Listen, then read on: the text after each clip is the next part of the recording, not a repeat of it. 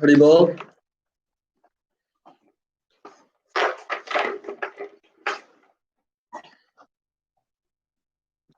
So today we'll be discussing a particular verse from Kunti Maharani's prayers. But before we do that, as usual, we will stop Kirtan. Hare Krishna, Shashi Mataji.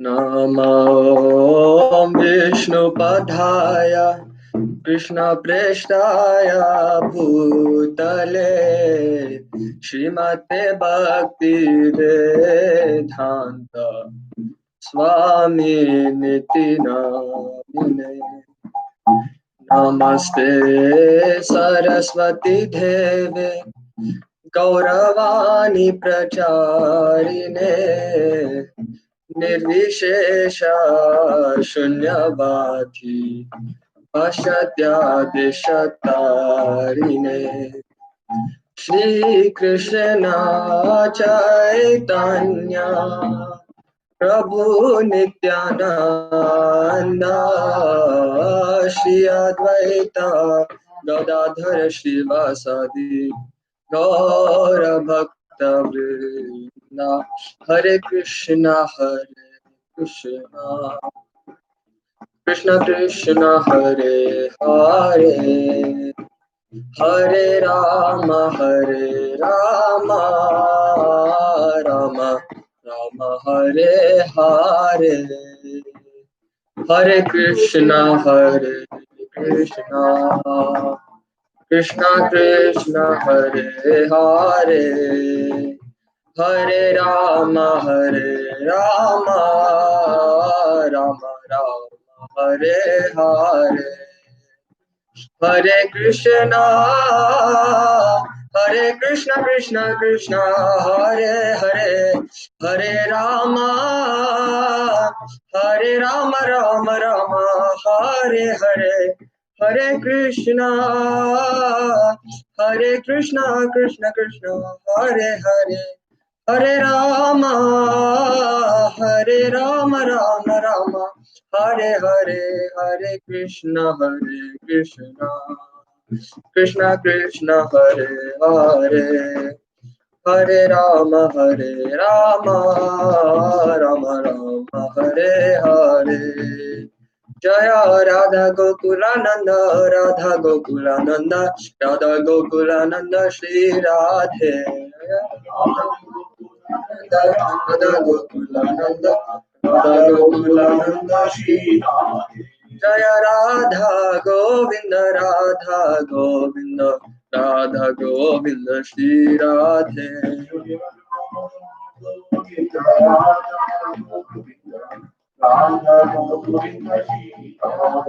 Nitya Gaura Hari Bol Hari Bol Nitya Gaura Hari Bol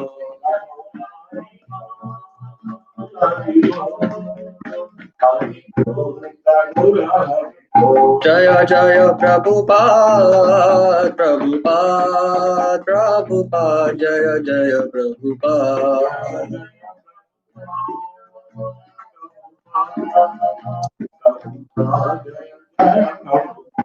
Shri Harinam Sankirtan Yajna ki Hare Krishna Mahamantra ki Nitai Gaur Premanande Haribol. So, as you may see, things are different, and we've got a new hair, and we will carry on with this Mahabharata series. So, before I start, we'll do a quick recap. We did Kunti Maharani's part 1 last time, and we will elaborate on certain verses from the prayers of Queen Kunti this time. So, Hare Krishna Anuradha Mataji, Hare Krishna Shashi Mataji, Hare Bol Purushottam Prabhu. Nice to see you all here. Thank you all for coming. As usual, I'm 16 years old. I'm a little boy, and so I'm in no position to speak to such seniors, but I'm doing whatever I can by your mercy. So please bless me that I may be able to continue with this in this service. And without further ado, we will get into Kunti Maharani. Om Namo Bhagavate Vasudevaya. Om Namo Bhagavate Vasudevaya. Om Namo Bhagavate Vasudevaya. Om Namo Bhagavate Vasudevaya. Om Namo Bhagavate Vasudevaya. Om Namo Bhagavate Vasudevaya.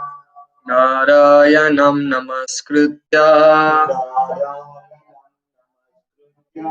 Naram Chaiva Narottamam Devim Saraswatim Vyasam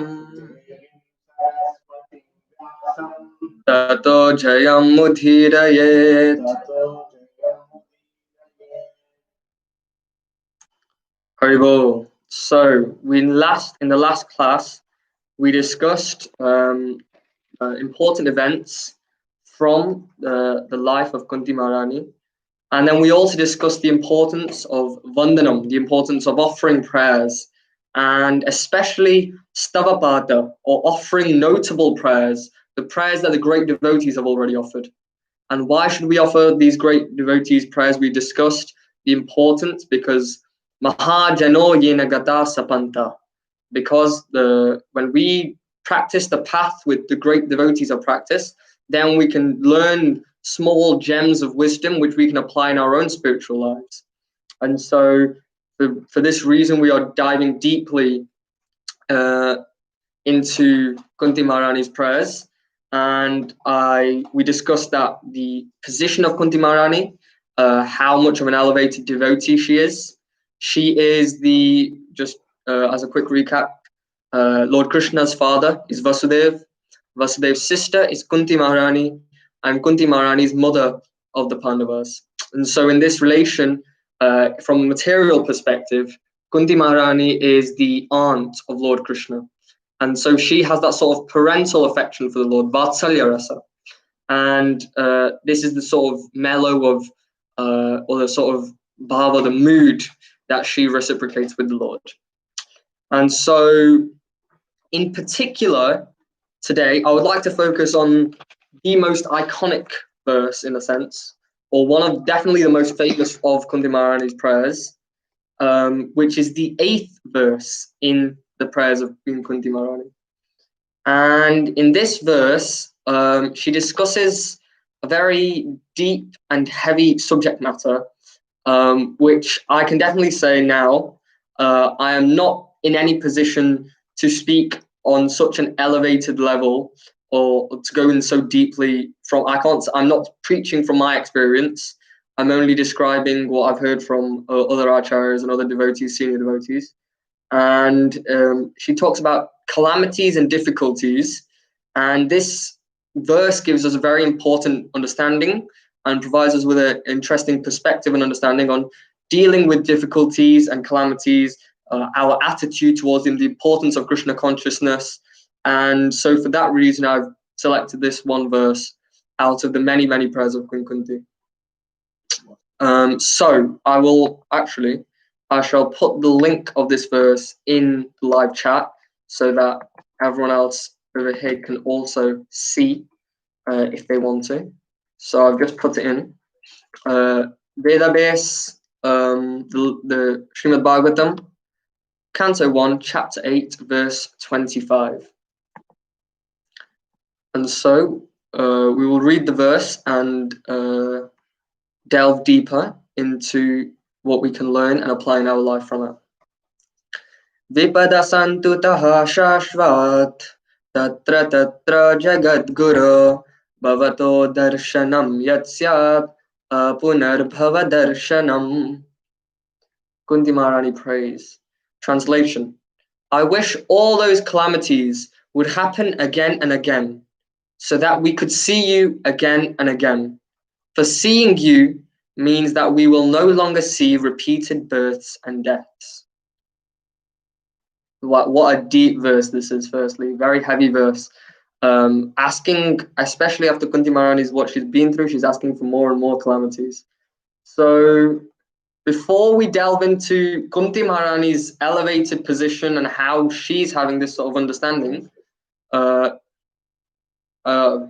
so before we get into all of that, we will go into a sort of a more broader perspective, and then we'll work our way into understanding Kunti Maharani's level. Okay, so firstly, it's the nature of this material world that there will be miseries. That is the nature of the material world. Calamities will always take place, difficulties will always take place, because the world is a place full of these sort of difficulties. Bhagavad Gita chapter 8, Lord Krishna says, Dukkhalayama shashvatam. This world is a place full of miseries. And so we might think that, why is this calamity happening to me? Why am I going through this difficulty, etc., etc.? But we need to know that that is the nature of the material world itself. And in the purport, Srila Prabhupada gives a very nice example in the teaching of Queen Kunti purport. He gives an example that this is like these calamities are like a nightmare. Because in a nightmare, you may think, for example, I'll go for a recent nightmare I had. I don't normally have nightmares, but I had one very recently in lockdown. And in that nightmare, I got run over by a car. In that moment, when I woke up sweating, I thought that I had genuinely been run over by a car. I hadn't. But as soon as I came out of that dream and I woke up, I was relieved. I thought, oh, finally, it's not real. And I went back to sleep. And so similarly, calamities and difficulties in the material world are like this sort of nightmare, because they are temporary and short-lived. And in the material world, these events and these sort of calamities are always temporary. And so just like that of a dream, they are not real, they're not permanent. And as soon as we come out of this material world, or as soon as we become elevated enough, we don't become as affected by these miseries. So that's a very nice example of understanding how calamities in a dream or in a nightmare are just like the calamities and the difficulties we experience in the present day-to-day world.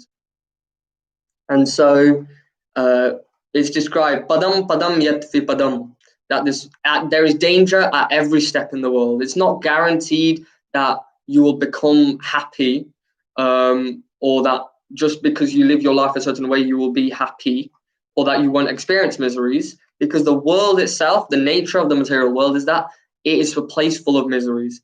And that's what it is in the end of the day. And so the next thing that we need to realize is, okay, the material world is going to be full of miseries. No matter whether you plan for them or whether you don't plan for them, you will experience miseries in the material world. And again, as I've said, I'm very young, so I definitely haven't experienced such miseries or situations on the same gravity as others. But I'm only speaking from what I've heard from the senior devotees and acharyas. And so, because the miseries are going to happen anyway, the importance of tolerance is mentioned. Because the suffering, so I think the phrase is, difficulties are not an option. Difficulty is not a choice, but suffering is an option. And this is a very heavy statement, even for me to make, because when I'm in a difficulty, I also experience great suffering and I become very upset as well, just like anyone else would. But the point that's mentioned in Bhagavad Gita is that Matra Sparshas Kaunteya Sitoshna Sukha Dukkada Agama Bayano Nitya Tam Titikshasva Bharata Titikshva. We need that tolerance. We need to be equipoised in the happiness and in our happiness and distress. Because the happiness and distress are like the coming winter and summer seasons. They will come and go. And that's the nature of the material world. So we should not become overly affected by these. Instead, we should try and become equipoised. We should try and become tolerant to them. And in this, there is a story, a wonderful story given in the Srimad Bhagavatam of the Avanti Brahmana. He was a very wealthy man and he's very proud. But then at some point, he lost all his wealth due to something. and when he was being mistreated by everyone. And I think the example given is that in his Kamandalu, when he was going for a shower, or was it when he was going for begging, people were doing disgusting spitting on him, urinating on him, and disgusting, very, very miserable activities he had to undergo. And he says this verse I can't remember fully. Nayam janome sukha dukkha hetu natevata ma griha karma kara. So the misery is not experienced actually because of others or the demigods or anyone else. Actually, the misery only happens because of the mind. And that's a very difficult point to understand. When we always talk about suffering, we talk about three types of miseries. Adhyatmika is suffering caused by oneself, one's own mind and body can cause suffering. Adhidevika is the suffering caused by the demigods. These are miseries that are caused by the demigods. For example, the natural disasters, because we don't have any control over them. Those are caused by the demigods. And then we have the adibhautika klesha. These types of miseries are caused by other living entities. So there is these three categories of miseries. But what Avanti Brahmana is saying in this verse is actually the demigods are not responsible for misery. Neither are other people, neither am I. And neither, the only thing that is responsible for undergoing these miseries or for creating the suffering is the mind. Because the mind is what holds us back, and the mind is what makes us undergo through these miseries. And so the point comes that we will not avoid miseries, but we should instead tolerate them. And we will understand how Kunti Maharani, at her elevated position, how she's asking, give me more and more miseries, my Lord, give me more and more miseries. And we already have enough misery in our life. So we shouldn't take from this that if you don't want to put your own purport in this verse, or people might put and say, then if she's asking for more and more miseries, we should ask for more and more miseries. This is not how, this is imitation. This is not taking the example of the devotee. Instead, what we should realize is that she's asking for more and more misery so that she can remember the Lord. She says, let me go to the verse, Bhavato darshanam yatsyad apunar bhava darshanam. Because seeing you means we will no longer see repeated birth and death.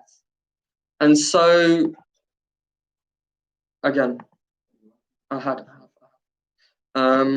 so Kunti Maharani, she's saying that give me more and more misery, because then I can remember the Lord more and more.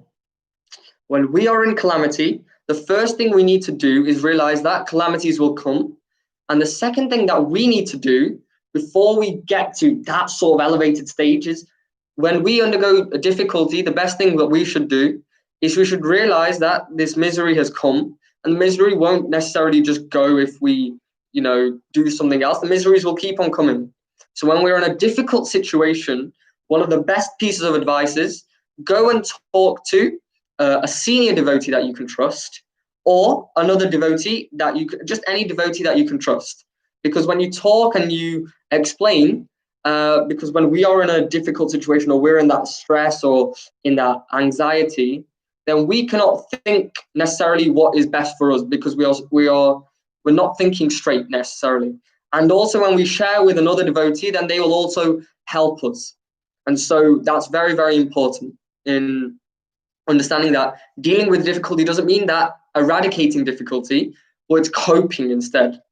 And so we've described the Avanti Brahmana story, and we've described how danger can come at any moment, because this material world is a place full of misery. So I'm sorry if I'm repeating this over and over again, because I'm imagining that if I was there, how many times it would take for me to try and understand this point. So I'm having to repeat it that many times as well. And so the next point that we need to realize is when dealing with these difficulties, then how can we learn from the example necessarily of the great devotees? So we can't necessarily avoid them through our own strength, but how does Kunti Maharani avoid them? And so we go through Kunti Maharani's life, for example. We see that she experienced large amount, from an external point, she experienced large amount of difficulty and a great amount of misery and torture.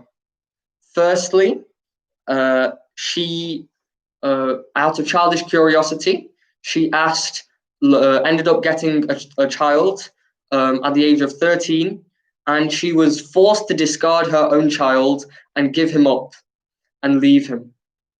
Then later on in life, she became married, and then unfortunately, due to a certain circumstance that was brought about, her husband, Pandu, passed away.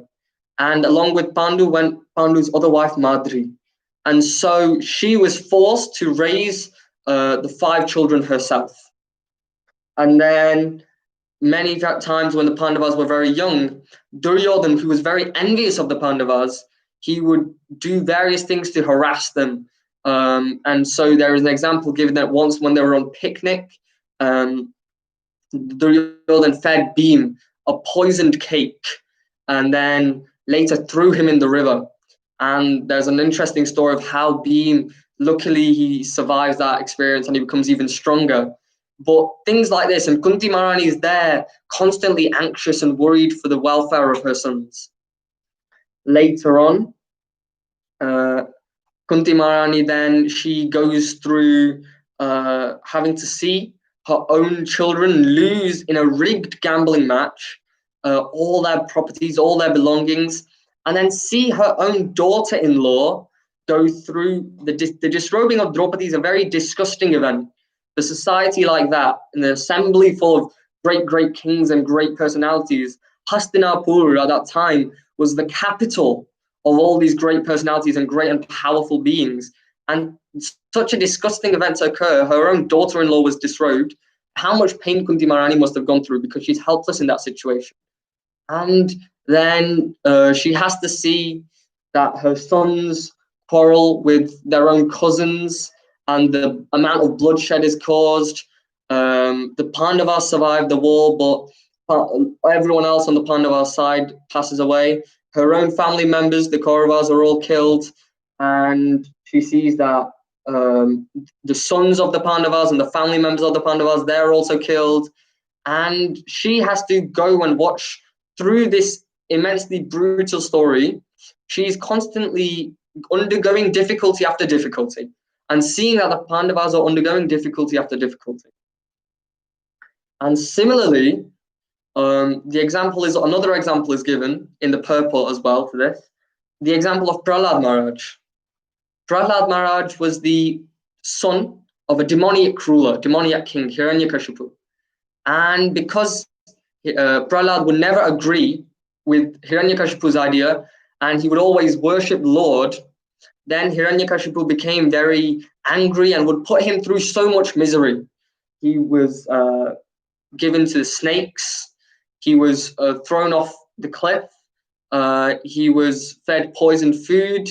He was put in boiling oil, etc., etc. So many miseries that Prahlad experienced. And what can we learn from these great devotees? What do they do when they're in that miserable situation? So Kunti Maharani, just because she's a great devotee, doesn't mean that she doesn't undergo misery. But whenever a misery arises, she says that she thinks of the Lord. And that's the point. Whenever Prahlad underwent a misery or a problem or a torture, he thought of Lord Narayan. In the same way, whenever Kunti Maharani is going through these sort of difficulties, she's thinking of Lord Krishna.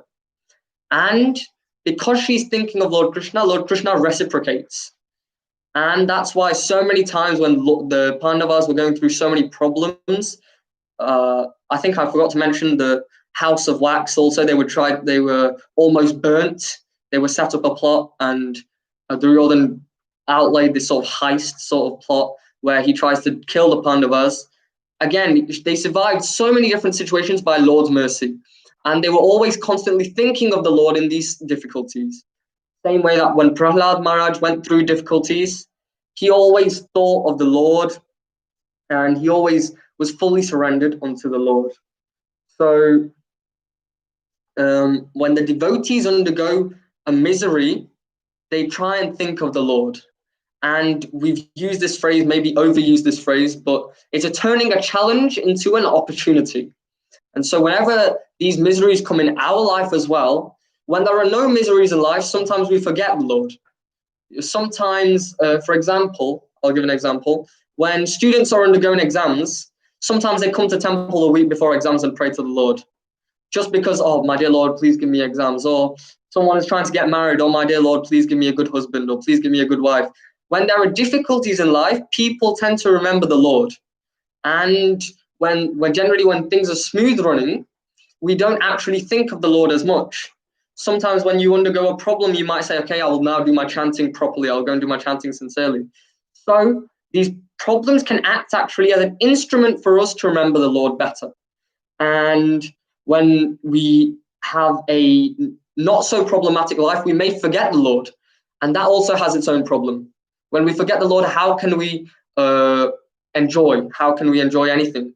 So it's important that we realize that the problems will come, so we don't avoid these problems. Prahlad Maharaj didn't try and avoid the problems. Instead, he surrendered unto the Lord and he thought of the Lord and he was fully thinking about the Lord. So whenever we undergo misery like this, we should realize that the Lord has, it's very, very difficult to put it this way. This is the very heavy message I'm about to say. The Lord has done this. Why has the Lord done this? We'll get onto that in a minute. But in the end, that whatever happens, happens by will of the Lord. And that we can't do anything to change the situation. The difficulty is there. Instead, now we should try and be as devotional as we can and try and be as spiritual as we can. And we should try and learn something from that situation to develop our Krishna consciousness. Sometimes, and then the other important point comes, why is the Lord putting us through such difficult situations? Really, if the Lord is the devotees being so kind and affectionate, the Pandavas were great, great devotees of the Lord. There is no doubt, there's no shadow of a doubt about that. Kunti Maharani is a great devotee of the Lord. And how come Duryodhan doesn't seem to be undergoing problems, even though he's a great demon, but Kunti Maharani is undergoing problems, even though she's a great devotee? How can we understand that? And they will obviously, I'm telling from Kunti Maharani's perspective, they're very transcendental and elevated. So a devotee will see that these actions have been brought about due to my bad karma. I have performed some bad activity in the past, and I'm undergoing the reaction of that activity in the present moment. And the devotee will see that these miseries are coming because I have done something bad and I'm experiencing the reaction to that. And that's how they will, their mentality, because they're so pure and elevated as such, is that they're thinking that I'm actually getting rid of my bad karma. I'm using this experience to become purified. And the example is given that the marble, if you imagine, 2 bits of marble, they are chosen, 2 stones or blocks of marble are chosen, and a sculptor starts sculpting on them. And the first marble thinks it's so painful. I don't like this sculpting. And it simply doesn't want to deal with it and it cracks. And then the second one also thinks it's so painful, but through this pain, I can become a beautiful statue. And so it doesn't crack and it goes and endures that pain.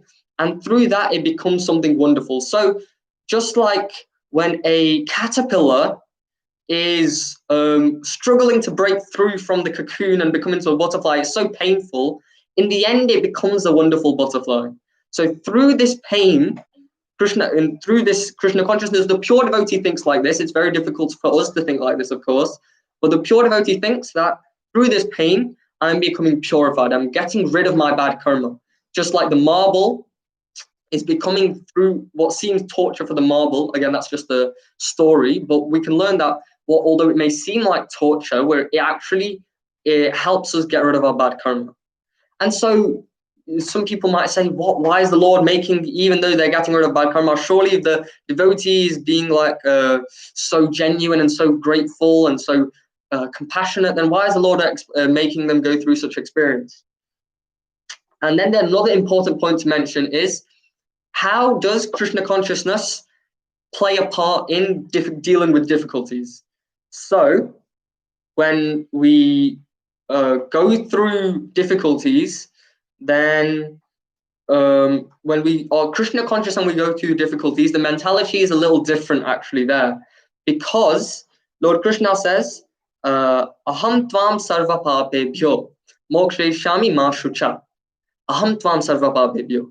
I will protect you from the actions of your past misdeeds. I will remove those, what would you call the reactions of the sinful activities. I will remove them. And mokshe shami mashucha. Don't worry, and I'll protect you in those situations. And when we come into Krishna consciousness, then what happens is the karma that we have built up over many, many lifetimes becomes minimized by the Lord's mercy. So we have experienced countless lifetimes where we are constantly doing, somehow or other, we are doing a bad activity, knowingly or unknowingly. Jivo jivasya jivanam. When one lives, one ends up unnecessarily killing other living entities, for example. When we cook something, we are destroying some living entities, or when we walk on the grass, or when we breathe, we are unnecessarily killing these. So all these little bad karmas, they've been building up for lifetimes and lifetimes. And we have so much bad karma, and we need to experience those sinful activities. We are meant to undergo those sinful reactions. But when we come into contact with Krishna consciousness, this massive reaction or this huge amount or this large amount of bad karma that we need to experience, it becomes minimized. The example is given, it goes from like an ocean to sort of the water that will fit in the footprint of a calf. Or Prabhupada gives the example in the purport that we go from experiencing, instead of experiencing something like a violent, torturous death, we will simply experience a little cut on our finger. That's the sort of minimization of the karma that happens when we come in Krishna consciousness. So the pure devotee will always think, actually, look, my dear Lord, you've only broken one of my legs, it could have broken two. My situation could have always been much worse, because that's how elevated their consciousness is. Please don't take it wrong. I am nowhere near that consciousness. I'm not preaching from my own experience. I'm just saying that this is how the pure devotees feel. That they are so humble in that sense, and they are so devoted to the Lord. And then we see that the devotees of the Lord, they don't seem to be like Kunti Maharani here. She doesn't actually, although out of all the miseries that we've experienced, we definitely cannot experience what externally looks like as much torture or difficulty as Maharani Kunti. But she's asking, give me more and more, because seeing you means we will no longer see repeated birth and death. And so Kunti Maharani is saying this, and it brought up a very nice point. I was hearing a class by Naveen Krishna Prabhu, and he also was talking about what devotees like why do bad things happen to good people? That was the title of his class. And they're explaining why devotees may undergo these miseries and what their attitude to the actual misery is. And the example that we talked about is, some people may have seen the Lion King, for example. And in the Lion King, there's this iconic scene where Mufasa is killed by Scar. When he tries to go to save his little child, Simba, he goes to, he saves this child, and he's trying to get up the cliff. And then he asks for his brother, please help me. And Scar picks him up and throws him off the cliff and says the iconic line, long live the king. So this might be for the younger audience, but when anyone watches that scene as a child, that is extremely worrying, and you're extremely scared and anxious. I still remember watching that when I was very, very young, and I was so scared and traumatized. And the only thing I can remember from that film very, very well is that iconic scene, because I was so scared in it. And can we stop spamming in the chat unnecessarily, please? And so when we go through situations like that, so we feel very fearful, and that fear is brought up. And this is genuinely there with other children as well, when they first watch The Lion King and they see that scene, they become very distressed and very anxious. And so Naveen Krishna Prabhu was explaining that his children were watching this, and he saw that they were very scared as well. But his children used to watch the Ramayana and Mahabharata series all the time, and in that you see this is this Lion King is just an animated cartoon or animated movie, whereas in Mahabharata and Ramayana there's blood, there's death, there's torture, there's like real actors. So he was thinking, why are you getting scared for watching some cartoon, and you're not getting scared after you watch Ramayana or Mahabharata? And the 6-year-old boy, what he said has actually resonated with me since then, because when we watched the Ramayana or Mahabharata, he said, I already know what's coming next, so I don't need to be scared. And the great devotees of the Lord, they think that because Lord Krishna has something in plan for me, and Lord Krishna knows, I know that whatever Lord wants me to do, I will experience, they don't become fearful in that sort of situation like we would, because they know that Lord Krishna has something in plan for me, or the Lord has something that he wants me to understand.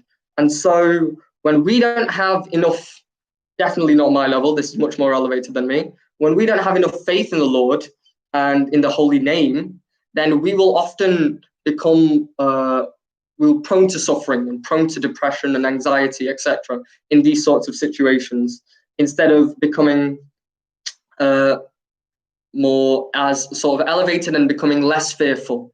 And so the suffering arises when we're on the bodily concept of life, is the harshest, most, this is a very, very, very heavy lecture so far.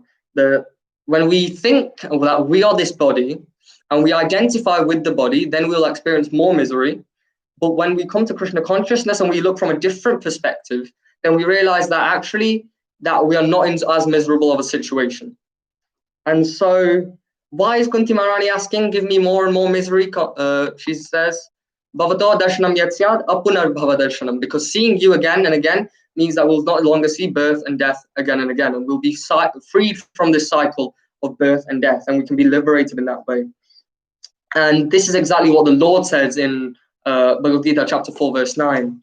No, Tyaktva deham punarjanma naiti mameti so arjuna. Yes, janma karma divyam. So by seeing or listening to or understanding these sort of activities of the Lord and praying to the Lord, and in that way we can, because when we try to understand the activities of the Lord and listen to the Lord and think about the Lord, we won't experience birth and death again, because that is liberating. That liberates one from the cycle of birth and death. And so this is an important point to mention, that so when Parikshit Maharaj, he had to undergo, he was given a curse that said 7 days from now and you will die, and that's it.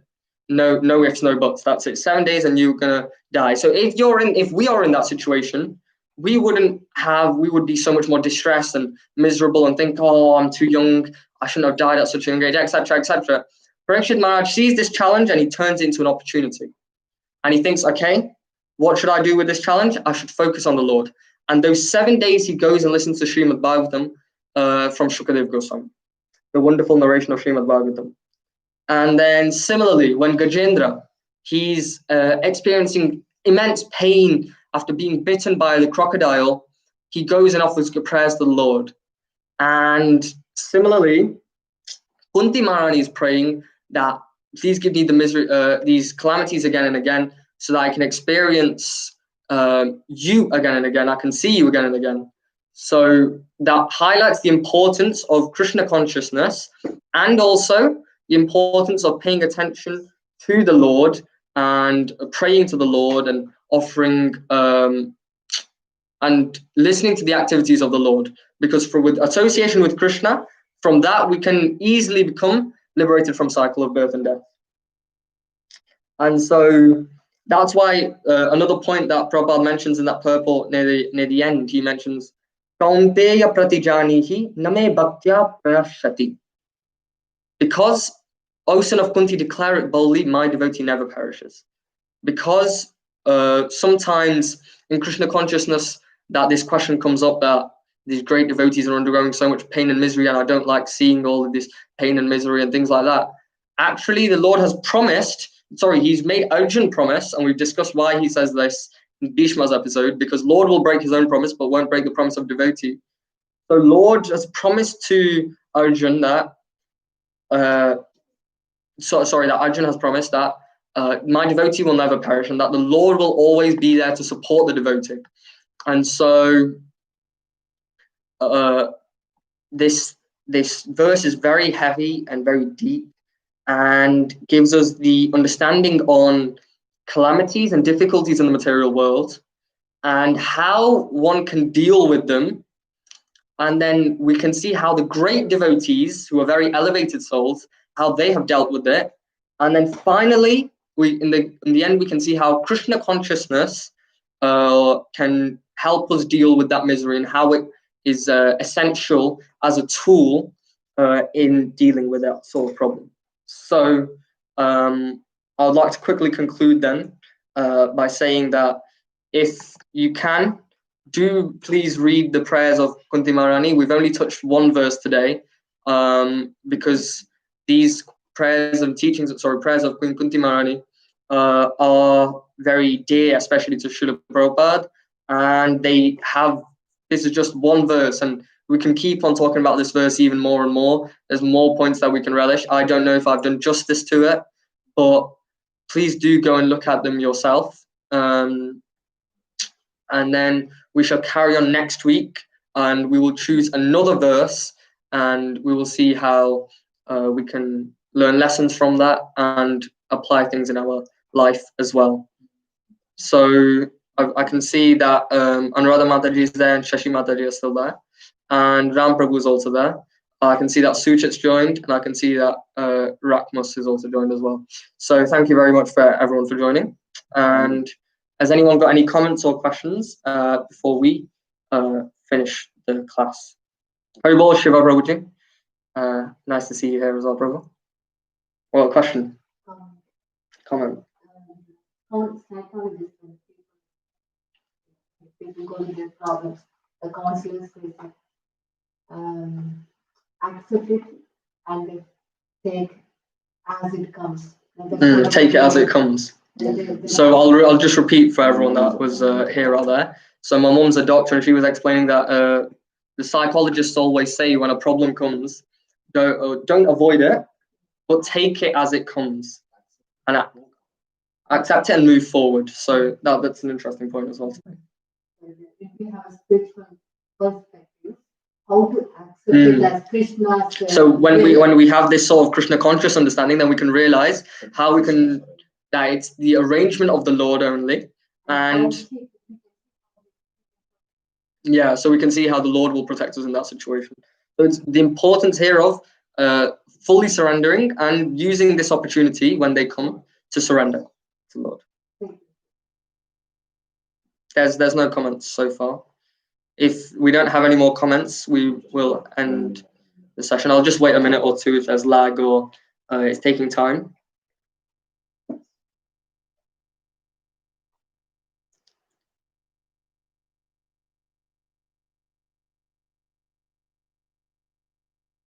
Thank you, Ram Prabhu.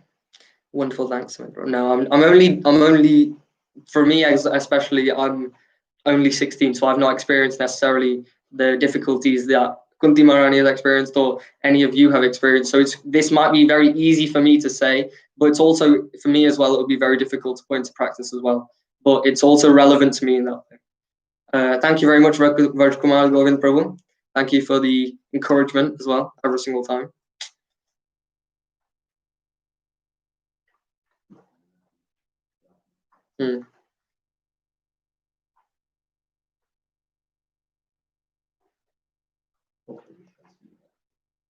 I'm not seeing any comments, so we will end the stream here. If there are any questions later on, just put them on the comments of this video and we will reply.